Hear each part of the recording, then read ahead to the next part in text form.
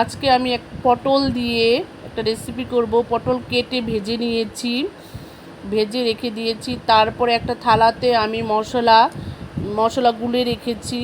আরেকটা বাটিতে গুঁড়ো দুধ আর গরুর দুধ মিশিয়ে রেখেছি। আরেকটা বাটিতে আমি শুকনো খোলায় জিরা, মিষ্টি সস বেটে রেখেছি। তোমরা দেখতে পাচ্ছ গাইস, তোমরা দেখতে থাকো। তোমরা কি বলো এই রেসিপিটাকে আমাকে কমেন্টে জানিও।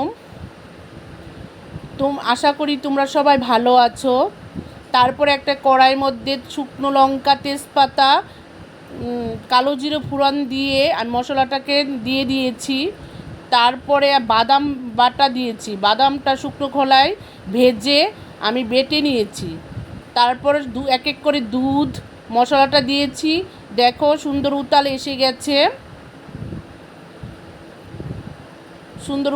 গেছে, সব দিয়ে দিয়েছি, মশলাটাও দিয়ে দিয়েছি। লাস্টে ভাজা মশলাটা আমি দিয়ে দিব।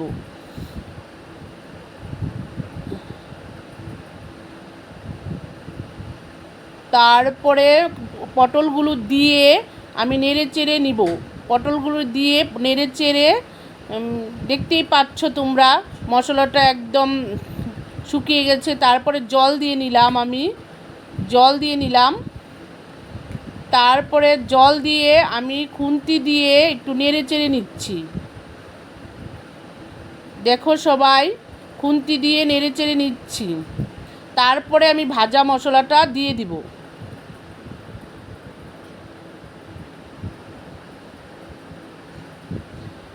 আমি দেখো খুন্তি দিয়ে ভালো করে কষিয়ে নেড়ে নিচ্ছি।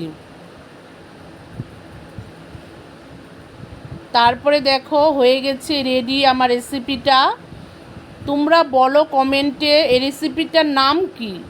আমি তো পটল ভারি বললাম। Thank you everybody.